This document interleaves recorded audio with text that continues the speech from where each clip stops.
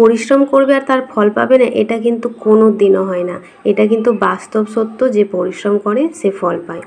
ধরো একটা আমি যে ব্লাউজ বানাচ্ছি, সেটাতে কত পরিশ্রম করতে হয়। প্রথমে কাটিং করতে হয়, তারপরে সেলাই করতে হয়, তারপরে বসে বসে হুক খাটি করতে হয়, আয়রন করতে হয়, তারপরে তো একটা ব্লাউজ কমপ্লিট হয় বলো।